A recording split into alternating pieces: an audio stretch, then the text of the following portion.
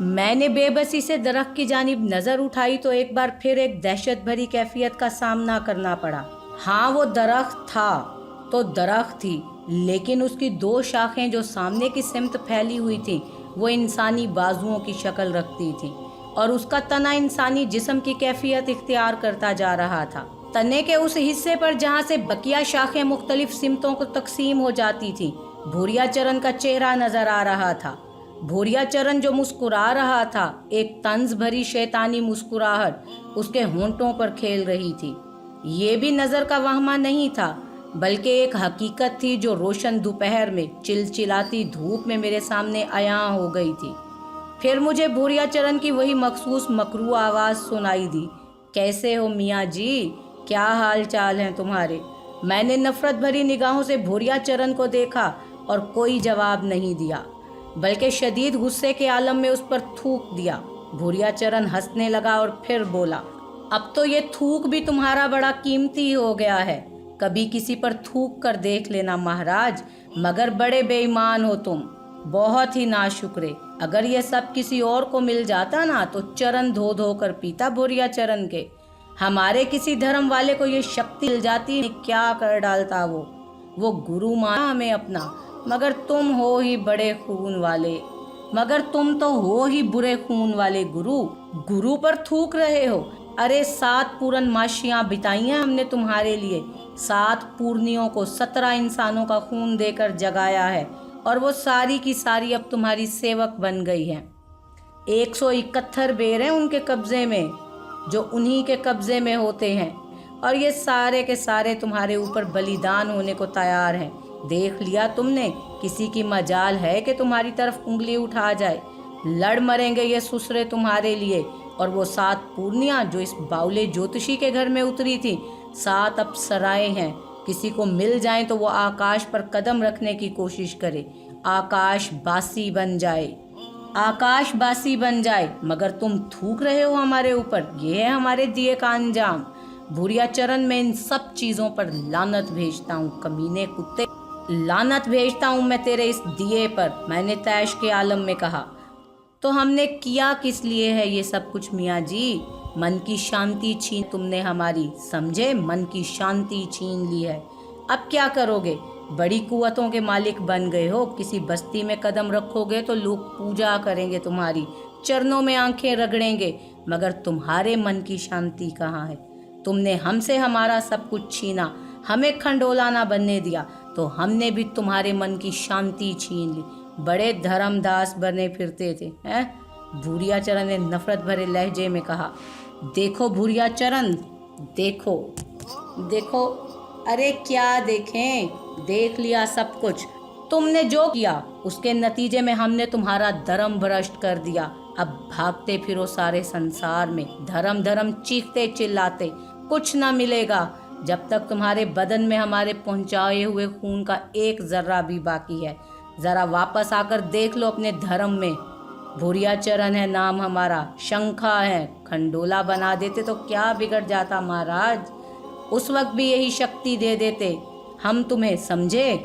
और इस शक्ति के जरिए घोड़े तुम्हारे इशारे पर दौड़ते, जुआ तुम्हारे इशारे पर होता, न जाने क्या क्या मिल जाता तुम्हें। मगर तकदीर की बात है, भाग के फेर हैं। तुम इस काबिल ही नहीं थे, इस काबिल ही नहीं थे तुम। मगर भूरिया चरण अब मैं क्या करूं? भागते फिरो पागलों की तरह। इतनी बड़ी ताकत है तुम्हारे पास, मगर तुम इसे इस्तेमाल नहीं कर सकते महाराज, समझे?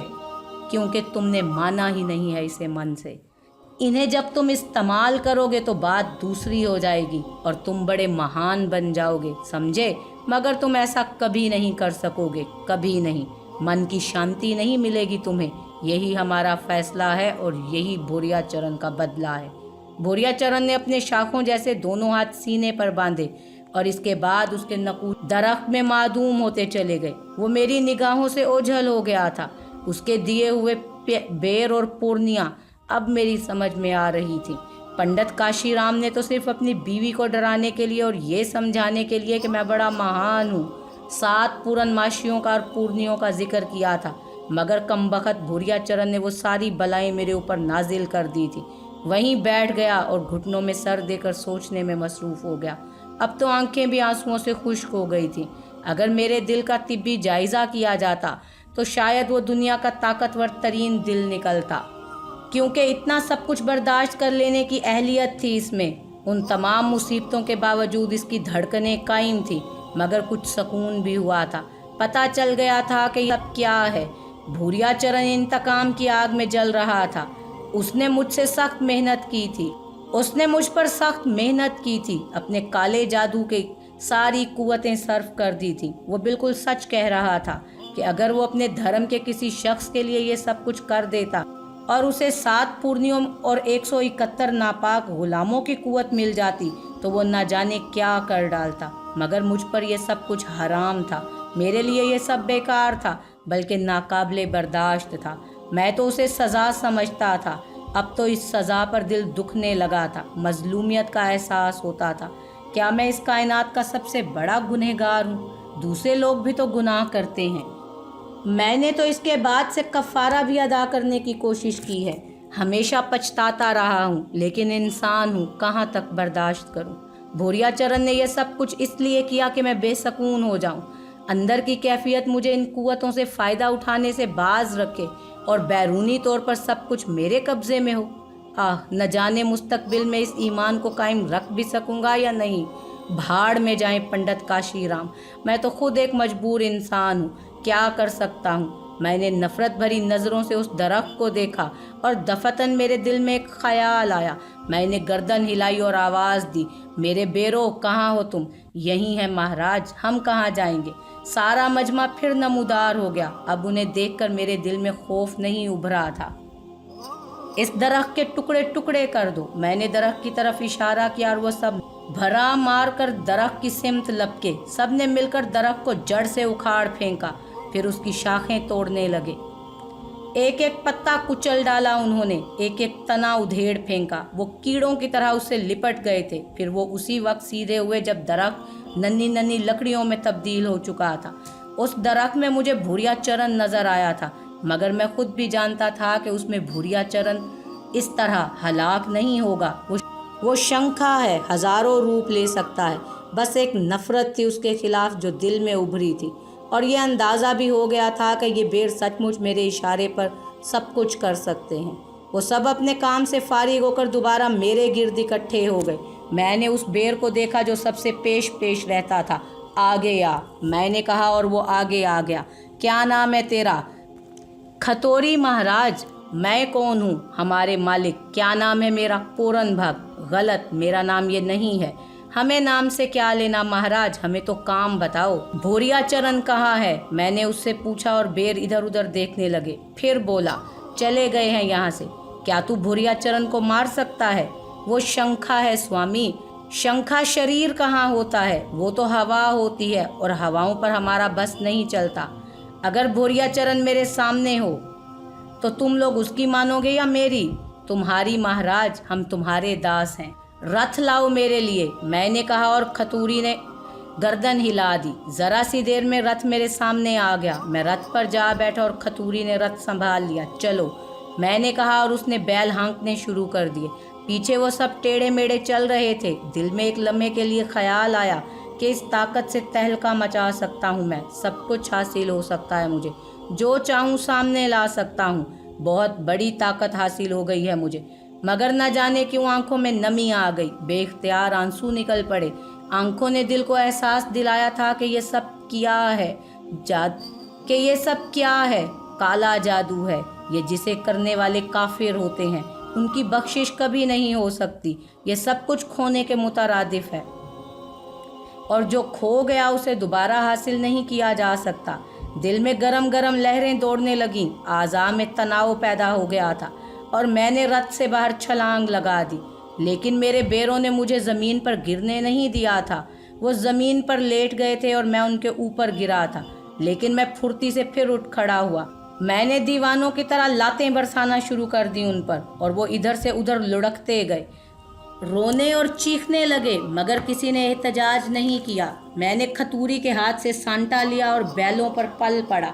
बैल डकरा कर भागे और खतूरी उछलकर सर के बल नीचे गिरा। फिर उठ खड़ा हुआ। भाग जाओ तुम सब, भाग जाओ यहाँ से, वरना मैं सांटा लेकर उन पर पल पड़ा और वो सब भागने लगे। कुछ देर में वो बहुत दूर निकल गए और मेरी नज़रों से ओझल हो गए। भोरिया चरण कुत्ते, तूने मेरे खून में गंदगी घोल दी है, मुझसे मेरा दीन छीन लिया है, मगर मेरा दीन मेरे दिल में है, कभी नहीं छोड़ूंगा उसे, कर ले जो तुझसे किया जा सकता है। मैं मुसलमान पैदा हुआ हूँ, मुसलमान मरूंगा। भोरिया चरण, मेरी आवाज़ वीरानों में गूंजती रही। हलक फाड़ फाड़ कर चीख रहा था, आवाज़ फट रही थी, गला दुख रहा था, चीखता रहा, फिर थक कर खामोश हो गया और वहाँ से चल पड़ा। अब मेरे गिर्द सरसराहटें नहीं थी, मेरे बैर भाग गए थे। मैंने जो उनसे कहा था, चलता रहा। फिर एक बस्ती आई, लोग नजर आए, मगर मैं ना रुका और चलता रहा। घास फूस पत्ते जो मिलता खा लेता। फिर कुछ खंडरात नजर आए, एक वीराना था और यहाँ काली कीचड़ और जोहर भी था। कुछ जानी पहचानी जगह महसूस हुई। फिर याद आया, ये तो न्याजुल्ला की बस्ती थी, अजीज़ा रहती थी यहाँ। और ये जगह क्या नाम था इसका? हाँ, शायद रामानंदी, यही था उसका नाम। उसका भूरिया चरण ने उसे हलाक कर दिया था। वो बेचारा रामानंदी अच्छा इंसान था। चारों तरफ भयानक सन्नाटा छाया हुआ था। खंडरात पर खौफनाक खामोशी तारी थी। सन्नाटा चीखता महसूस हो रहा था। अचानक मेरे जहन में एक ख्याल आया। मेरी नज़रें जोहड़ की तरफ उठ गईं। कीचड़ जगह जगह सूख गई थी और उस पर हशरातुल अर्ज रेंग रहे थे। मेरे मुंह से आवाज़ निकली, खतूरी, भगतपुरन। खतूरी मेरे नज़दीक हाजिर हुआ। दूसरे कहाँ हैं? हमसे दूर नहीं महाराज, तुमसे दूर नहीं महाराज, बुला लो सबको, हम तो यही हैं भक्त। एक का उनका पूरा का पूरा रेवड़ नमूदार हो गया। इस जोहड़ में एक शीशे की बोतल है जिसमें रामानंदी की लाश है, उसे तलाश करके लाओ, मैंने कहा, और वह सब जोहड़ की तरफ दौड़ पड़े। पूरे जोहड़ में भौंचाल आ गया। मक्खियों और मच्छरों के गोल काले बादलों की तरह उठे और चारों तरफ फैल गए। सख्त ताफुन पैदा हो गया था। कुछ देर जोहड़ में हलचल मची रही। फिर एक बेर वो बोतल निकाल लाया। ये रही भक्त, खोल इसे, मैंने बोतल को हाथ लगाए बगैर कहा और उसने बोतल खोल दी। बोतल से धुआं निकलने लगा। फिर ये धुआं जमीन पर जम गया और कुछ देर के बाद वो रामानंदी की शक्ल इख्तियार कर गया। रामानंदी खड़े खड़े झूल रहा था, उसकी आंखें बंद थीं। फिर वो गिरते गिरते संभला और आंखें खोल कर चारों तरफ देखने लगा। चला गया? उसने सरगोशी के आलम में पूछा। कौन? नजर नहीं आ रहा। किसे कह रहे हो? शंखा, वही भूरिया चरण। तुम ठीक हो रामानंदी? मैंने पूछा, मगर रामानंदी अब उन बैरों को देख रहा था जो आहिस्ता आहिस्ता जोहड़ से निकलकर जमा हो रहे थे। ये कौन है? तुम कौन हो? पहले उसने मुझसे और फिर उनसे पूछा। सेवक हैं पूरन भक्त के, खतूरी बोला। पूरन भक्त हैं? अरे ओ, जय भगवती, जय पूरन महाराज। रामानंदी मेरे सामने हाथ जोड़कर खड़ा हो गया, मगर उसकी आंखें हैरत से फैल गई थी। उसने आंखें मसल मसल कर कई बार मुझे देखा, फिर हैरान लहजे में बोला, तुम महाभक्त हो, तुम वही हो ना मसूद अहमद, वो न्याजुल्ला? माफ़ करना, मुझे न जाने क्यों, मेरी बात का बुरा मत मानना, वो दरअसल तुम्हारी सूरत का। वो बार बार हाथ जोड़कर मुझसे माफ़ी मांगने लगा। रामानंदी, मैं मसूद ही हूँ, आओ अंदर चलो, आओ, परेशान ना हो। मैंने उसका बाजू पकड़कर खंडरात की तरफ बढ़ते हुए कहा। अरे वो, मगर तुम पूरन भक्त, ये, उसने बेरों की तरफ इशारा करके कहा। वो सारे के सारे फिर मेरे पीछे लग गए थे। तुम कहाँ आ रहे हो? चलो भाग जाओ, और जब तक मैं ना बुलाऊं मेरे करीब मत आना, जाओ यहाँ से। मैं गर्जा और वो खौफजदा होकर एक दूसरे को धकेलते हुए भागने लगे। रामानंदी सख्त परेशान था। मैं उसे लिए हुए खंडरात में आ गया। रामानंदी सख्त उलझा हुआ नजर आ रहा था। खंडरात में जहाँ वो रहता था वहाँ की हालत देखकर वो शुष्तर रह गया। उसने फटी फटी आंखों से मुझे देखा। ये सब तुम्हारा काला जादू है रामानंदी? तुम शायद सूरत हाल को समझ नहीं पाए। तुम्हें अंदाज़ा नहीं है कि तुम कई माह से इस शीशी में बंद जोहड़ में पड़े हुए थे। तवील अरसे के बाद तुम इससे निकले हो। कई माह से? रामानंदी घुटे घुटे लहजे में बोला। हाँ, कई माह से। बैठ जाओ, मैं तुम्हें पूरी तफसील बताता हूँ। बैठ जाओ, परेशान मत हो। वो बैठ गया। तब मैंने उसे शुरू से लेकर आखिर तक सब कहानी सुनाई। वो मेरा मुंह देखता रहा। आखिर तक कहानी सुनने के बाद वो कुछ देर तक कुछ नहीं बोला। इसके बाद रामानंदी तुम मुझे बताओगे कि अब मैं क्या करूं? मैंने पूछा, लेकिन वो इसके बाद भी देर तक कुछ ना बोला और सोचता रहा। फिर कई गहरी गहरी सांसें लेकर उसने खुद को संभाला और बोला, काले जादू के 16 दर्जे हैं। इब्तदा नरट से होती है। नरट पहला जाप है। इसमें गंदी और गलीज चीजों से शरीर को भंग किया जाता है और इस तरह काला इल्म सीखने वाला खुद को काली कुव्वतों के हवाले कर देता। दूसरा दर्जा सगंत कहलाता है। इसमें कमाल हासिल करने के बाद कीड़े मकोड़ों का कांटा उतारा जाता है। इस तरह जाप होते रहते हैं। 8वें गंथ में लूना चमारी और 9वें में काली देवी से वास्ता पड़ता है। पूर्णिया 11वें दर्जे में आती हैं और जिसे पूर्णियों का इख्तियार हासिल हो जाए वो काले जादू का 11वां माहिर होता है। 7 पूर्णियों के 171 बेर होते हैं जो पूरन भक्त के गुलाम होते हैं और 12वां दर्जा भेरों और सोतरन होता है। वहाँ से शंखा का सफ़र शुरू होता है और फिर शंखा पाठ होते हैं। एक शंखा ही पूरन जाप करके अपना जाप किसी और को दे सकता है। कोई दूसरा ऐसा नहीं कर सकता। मगर तुम्हें जो कुव्वत हासिल हो गई है वो बहुत बड़ी है। तुम इससे निचले दर्जे के सारे देरदासियों को नीचा दिखा सकते हो, मगर तुम्हारा मामला दूसरा है। उसने धोखे से मेरे साथ ये किया। हाँ, मगर बहुत बड़ा काम किया है। इसे 17 इंसानों की बलि देना पड़ी होगी। तुम अब ठीक हो रामानंदी? हाँ, मैं ठीक हूँ, मगर मैं अब यहाँ नहीं रहूँगा। वो मुझे नहीं छोड़ेगा, रामानंदी ने कहा और मैं सोच में डूब गया। फिर मैंने कहा, एक बात बताओ रामानंदी, क्या इन बेरों से मैं अपने माँ बाप और बहन का सुराग लगा सकता हूँ? क्या ये मुझे बता सकते हैं कि वो कहाँ है और किस हाल में है? भूल कर भी ऐसा मत करना। क्यों? इनसे तुम काले काम ले सकते हो, सिर्फ काले काम। अगर कोई ऐसा काम लिया इनसे जो किसी तौर काले इल्म से ताल्लुक ना रखता हो तो यूं समझ लो वो शय बाकी नहीं रहेगी। तुम्हारे माता पिता का पता करके ये लोग तुम्हें खबर दे देंगे, मगर बाद में उन्हें मार देंगे। रीत है काले जादू की, ये बुराई के लिए इस्तेमाल किया जाता है, किसी नेक और ज़रूरत के काम के लिए नहीं। मिसाल के तौर पर तुम इनसे अपने किसी दुश्मन को मरवा तो सकते हो, मगर किसी बीमार दोस्त के लिए दवा नहीं मंगवा सकते। लानत है इस इल्म पर। अपने लिए मैं क्या कर सकता हूँ? राजा बन जाओ, महल बनवा लो, दौलत के ढेर लगा लो, सुंदर नारियां उठवा लो, ये सब खुशी से तुम्हारे सारे काम करेंगे। एक बार फिर लानत है। अब बताओ मैं इस सब से छुटकारा कैसे हासिल करूं? मैंने कहा तो रामानंदी फिर सोच में डूब गया। फिर बोला, बहुत मुश्किल है, एक तरह नामुमकिन है। रामानंदी, दिल चाहता है ये सब कबूल कर लूं, दिल चाहता है वही बन जाऊं जो बना दिया गया हूं। मैंने दांत पीसते हुए कहा और रामानंदी चौंक कर मुझे देखने लगा। फिर वो आहिस्ता से बोला, मसूद जी, मन क्या चाहता है? क्या बताऊं? मैं क्या बताऊं? एक मशवरा दूं मैं? बोलो। बड़े कष्ट उठाए हैं तुमने अपना धर्म बनाए रखने के लिए, अब इसे खोना अच्छा नहीं होगा। मगर तुम्हारी इस बात को मैं मानता हूँ, वही बन जाओ जो बना दिए गए हो। मैं उलझी हुई नजरों से रामानंदी को देखने लगा। न जाने क्या कह रहे हो तुम? बड़े कांटे की बात कह रहा हूँ। भूरिया चरण ने तुम्हें इतना बड़ा जाप देकर तुमसे मन की शांति छीनी है ना? हाँ, यही उस कुत्ते का मकसद है, मैंने नफरत से कहा। और तुम्हारे मन की शांति छिन गई है। अगर तुम अपना मन शांत कर लो तो फिर उसके मन की शांति छिन जाएगी। वो सोचेगा कि ये तो बात उल्टी हो गई और फिर वही कुछ उपाय करेगा। तुम्हारा मतलब है कि संसार चरणों में झुका लो, हंसो, बोलो, खुश रहो। तुम्हारी खुशी उसे भस्म कर देगी। वो तुम्हें खुशी तो नहीं देखना चाहता, मगर काले जादू से काम लेकर जो कुछ भी मैं अपने लिए करूँगा रामानंदी, वो मुझे मेरे दीन से दूर तर कर देगा। अपने लिए कुछ ना करना, ये तो उसे जलाने के लिए होगा। किसी कंवारी को परेशान ना करना, किसी को नुकसान ना पहुंचाना। बस ऐसे काम कर लेना जिससे उसे ये पता चले कि तुम खुश हो। मन के भेद तो कोई और ही जानता है, बाकी सब अमल के भेद होते हैं और तुम्हारे अमल के भेद यही सामने आएंगे।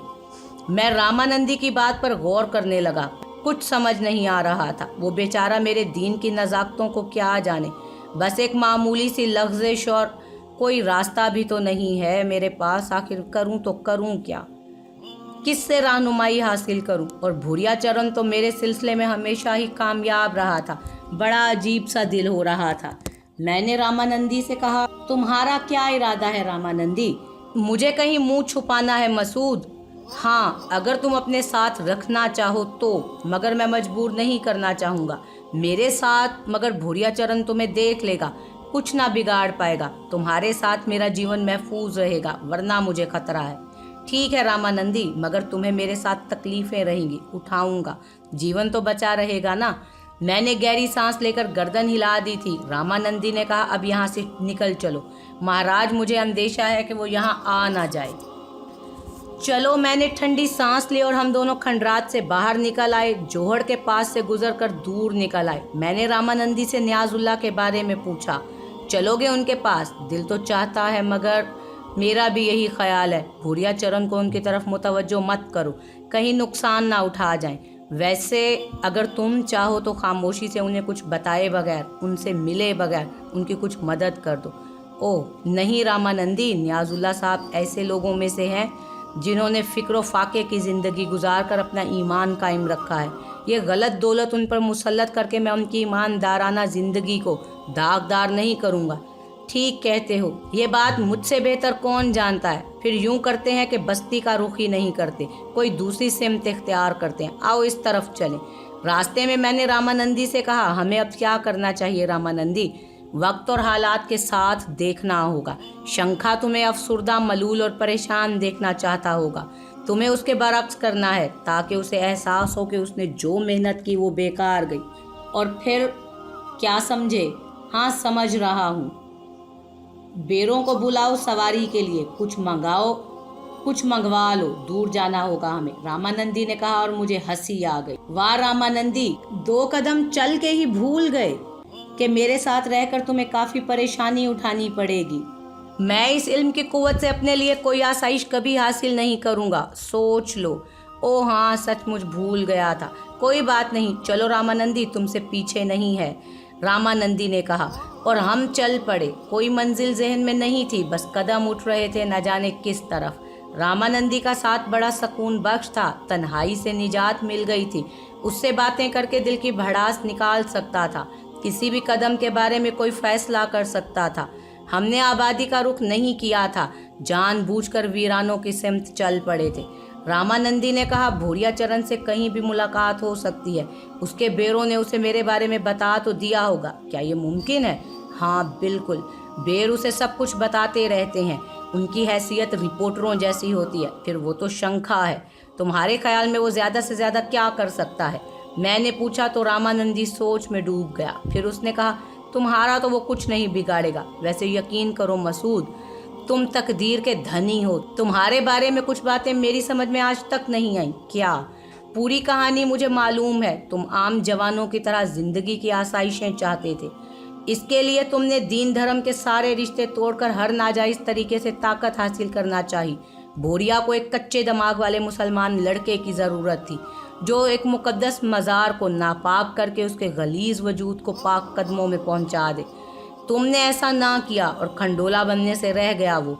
चलो, उस समय उसने सोचा था कि तुम्हें खूब परेशान करके अपने काम के लिए मजबूर कर लेगा, मगर तुम उसके जाल में नहीं आए।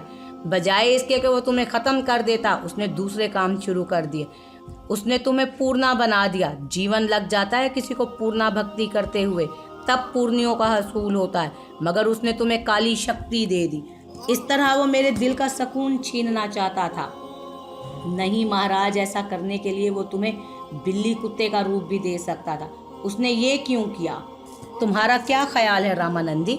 मेरा जीवन भर का तजर्बा कहता है मसूद, पूरे जीवन का तजर्बा कहता है कि कोई महान शक्ति तुम्हारे पीछे है, कोई ऐसी कुव्वत जो उसका दिमाग पलटे हुए है। वो तुम्हारे लिए बुरे काम कर रहा है, मगर उल्टे सीधे काम वो नहीं सोच पा रहा। ऐसी कोई कुव्वत हो सकती है। मैंने एक मुकद्दस मज़ार की बेहुरमती करने से गुरेज किया था। क्या मुझे वहाँ से फैज़ मिल रहा है? अगर ऐसा है तो वो बुजुर्ग मुझे उस गंदी गिरफ्त से क्यों नहीं बचाते? मेरा कुछ और ख्याल है मसूद मियाँ। क्या? माँ है ना तुम्हारी? रामानंदी ने सवाल किया और मेरे कदम रुक गए। आसाब पर जैसे बिजली सी गिर पड़ी। मैंने रामानंदी को देखते हुए कहा, हाँ। मेरे हलक से घुटी घुटी हुई सी आवाज़ उभरी, तो फिर ऐश करो, तुम्हारा कुछ नहीं बिगड़ेगा। बात समझ में आ गई है, इसके अलावा कुछ और हो ही नहीं सकता। इतने अरसे से उससे दूर हो, उसके दुआ के लिए उठे हुए हाथ कभी खाली नहीं रह सकते। वो कुछ नहीं जानती होगी तुम्हारे बारे में, मगर कहती होगी कि भगवान तुम्हें ज़िंदा सलामत रखे, और भगवान तुम्हें ज़िंदा सलामत रखेगा। तुम्हारे दुश्मन के दिमाग उल्टे करता रहेगा। दिल डूब गया और आंखों से आंसुओं की धारें बहने लगी। हसरत व यास कलेजा काटने लगी। बिल्कुल सच था, एक लफ्ज़ झूठ नहीं था। माँ की दुआएं आफात से बचाए हुए थी, बाकी जो कुछ था वो किए की सज़ा थी। मगर ज़िंदगी माँ के फैले हुए हाथों की मरहूने मिन्नत थी। अरे अरे मसूद जी, संभालो खुद को। अरे नहीं भाई, रोते नहीं है, मिलेंगे, सब मिलेंगे। तुम भगवान के यहाँ अंधेर नहीं है। और फिर तुम तो अपनी मासूमियत के शिकार हुए। तुम इतने शक्तिमान होने के बावजूद इस शक्ति को काली शक्ति समझकर कबूल नहीं कर रहे। कुछ होगा ज़रूर, कुछ होगा ज़रूर तुम्हारे लिए। मगर अरे अरे दफतन रामानंदी का हलक बंद हो गया। उसकी आंखें खौफ से फैल गईं, चेहरा सुर्ख हो गया और रगें उभर गईं। वो दोनों हाथों से सर पकड़कर बैठ गया तो मैं परेशान हो गया। अपनी कैफियत को भूलकर हैरानी से उसे देखने लगा। न जाने उसे क्या हुआ था। मैं उसके करीब बैठ गया और मैंने फिर उसे आवाज़ दी, रामानंदी, रामानंदी, क्या बात है? बताओ तो सही, क्या बात है? क्या हो गया रामानंदी? रामानंदी ने आंखें भींचकर गहरी गहरी सांसें ली और बोला, कुछ नहीं मसूद, कुछ नहीं। यार अजीब सी बात हो गई है, पता नहीं मेरा क्या बनने वाला है, पता नहीं। बैठो यार, तुम भी जज्बाती हो गए और मैं भी ना बच सका। कुछ ऐसी बात हो गई जो बड़ी अजीब हो सकती है। आखिर क्या? मैंने इधर उधर देखते हुए कहा। भोरिया चरण का खौफ बाहर तोड़ दिल पर सवार था।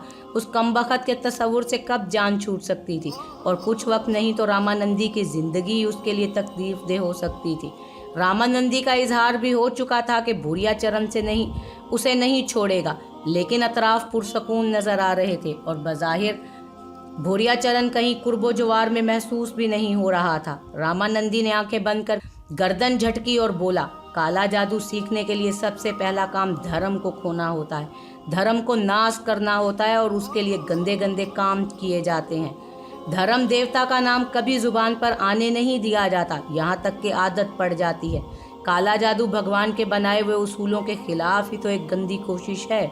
जो ताकत शैतान को मिल गई है, उसी ताकत का साथी तो बनना होता है। और जब इंसान शैतान का साथी बन जाए तो फिर अल्लाह का नाम या भगवान का नाम उसकी ज़ुबान पर कभी नहीं आता, यहाँ तक कि उसका दिल पत्थर की मानित सख्त हो जाता है। भगवान उसे याद ही नहीं रहता। मैंने भी तो यही सब कुछ किया था, भगवान के नाम से अपना मन हटा लिया था, और न जाने कितना अरसा हो गया कि मैंने भगवान का नाम नहीं लिया। हमारे काले जादू के धर्म में अगर इसका कोई पापी धर्म है तो भगवान का नाम लेना सख्त मना है। बल्कि काले जादू का थोड़ा बहुत इल्म उस वक्त आता है जब भगवान के नाम से दूरी इख्तियार कर ली जाए। आज तुम्हारी माँ का जिक्र करते हुए मेरे मुंह से बार बार भगवान का नाम निकल गया। यकीन करो, ये नाम है, ये नाम मैंने न जाने कितने अरसे से नहीं लिया था। ये तो मुझे ऐसे भूल गया था जैसे बस क्या बताऊं तुम्हें। लेकिन तस्करा एक माँ का था, और भगवान की सौगंध, माँ भगवान ही का दूसरा रूप होती है। इसका मकसद है कि भगवान फिर से मेरे मन में आ गया, बार बार मेरे मुंह से उसका नाम निकल रहा है। इस तरह तो मैं भी तुम्हारा साथी ही बन गया मसूद भैया, मैं भी तुम्हारा साथी बन गया। काले जादू का ज्ञान तो अब टूट ही जाएगा मेरा। मैं खुद भी उस पर लानत भेजता हूँ। क्या पाया मैंने इससे? अभी तो मुकम्मल भी नहीं हुआ था। छोटे मोटे काम कर लेता था और उसके बाद जोहड़ में जा पड़ा। न जाने कब तक पड़ा रहता अगर तुम्हारे हाथों ना निकलता। क्या मिला मुझे इस काले जादू से? आज भगवान मेरे मन में फिर से जिंदा हुआ है तो मैं उसका साथ नहीं छोड़ूंगा मसूद, मैं कभी भगवान का साथ नहीं छोड़ूंगा। मैं भी अपने गुनाहों से तौबा करूंगा, मैं भी अपने पापों प्रायश्चित करूंगा। लो भैया, एक नहीं दो खेल शुरू होंगे, और ये खेल खुद ब खुद शुरू नहीं हुआ। माँ बीच में आ गई है। मेरी माँ नहीं है, मगर मैं तुम्हें भैया कहता हूँ। माँ, अपने दूसरे बेटे को भी तो दुआओं में शामिल कर ले। माँ, सिर्फ मसूद तेरा बेटा नहीं है, एक बेटा रामानंदी भी है, उसके लिए भी हाथ उठा ले। माँ, उसके लिए भी हाथ उठा ले। रामानंदी ऐसा बिलक बिलक के रोया कि मेरा दिल पानी पानी हो गया। मैं खुद भी माँ को याद करके रोने लगा था, लेकिन रामानंदी ने कुछ ऐसी आहोजारी की कि अपना सारा कुछ भूल गया और उसे दिलासे देता रहा। हम दोनों बहुत देर तक रोते रहे। रामानंदी ने गुलूगीर आवाज़ में कहा, मेरी माँ इस संसार में नहीं है, मैंने तेरी माँ का सहारा तलब कर लिया है मसूद भैया। भैया है तू मेरा, जीवन वार दूंगा तुझ पर, बस और क्या कहूँ, मैं हूँ ही किस काबिल। बहुत देर तक हम जज्बात डूबे रहे। रामानंदी ने कहा, चलो अब चलें, आगे बढ़ें। भूख लग रही होगी तुम्हें भी, मैं भी भूखा हूँ, भगवान का दिया खाएंगे। लानत है इस काली शक्ति पर जिसके जरिए हमें सब कुछ मिल सकता है, मगर ऐसा नहीं करेंगे हम। चलो चलते रहो। और हम वहाँ से चल पड़े। दिन गुजर गया, शाम हो गई। कुछ फासले पर एक बस्ती के आसार नजर आए थे और शाम के झटपटे के बाद जब सूरज डूबा तो बस्ती के किसी गोशे से आवाज़ उभरी, अल्लाहु अकबर, अल्लाहु अकबर, अल्लाहु अकबर। मगरिब का वक्त हो गया था, आज़ान हो रही थी, कदम रुक गए थे। रामानंदी भी उस आवाज़ को सुनने लगा। मेरे दिल में भी अजीब सी कैफियत पैदा हो गई। फिर मैं आगे बढ़ने लगा। दूर से मस्जिद के मीनार नज़र आ रहे थे, उस पर लाउड स्पीकर लगा हुआ था और गालिबन रोशनी भी कर दी गई थी, मगर सिर्फ मीनार पर, बाकी मस्जिद पर कुदरती रोशनी अभी फ़िलहाल थी। बेखुदी तारी हो गई, कदम तेज़ी से उठने लगे। मस्जिद के करीब पहुंचा तो रामानंदी ने शाने पर हाथ रखकर रोक दिया, अंदर मत जा मसूद, तू गंदा है। मैं चौंक पड़ा, रामानंदी को देखा और फिर ठंडी सांस लेकर रह गया। गर्दन हिलाई और कुछ फासले पर एक दरख्त के नीचे पहुंच गया।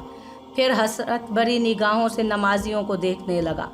चंद ही लोग आए थे, मुमकिन है इस बस्ती में मुसलमानों की आबादी कम हो। अंदर नमाज शुरू हुई तो बेइख्तियार खड़ा हो गया। नियत बंधी तो मैंने भी नियत बांध ली। एक बार फिर जहन पर जोर डाला। अंदर किरात हो रही थी मगर मेरा मुंह बंद था, जहन बंद था। पाक कलाम गंदे जहन में नहीं आ रहा था। हर कोशिश नाकाम हो रही थी। मैं सजदे में पड़ गया, बस उसी में सुकून मिल रहा था। नमाज खत्म हो गई, नमाजी शायद बाहर निकल गए थे। कोई आवाज़ नहीं आ रही थी। सजदे से अपना सर उभारा तो 2-3 अफराद को करीब खड़े देखा। उनमें से एक ने सलाम किया तो उसे जवाब दिया, मस्जिद में तो बहुत जगह है, आप लोग क्यों बाहर नमाज पढ़ रहे थे? एक शख्स ने सवाल किया।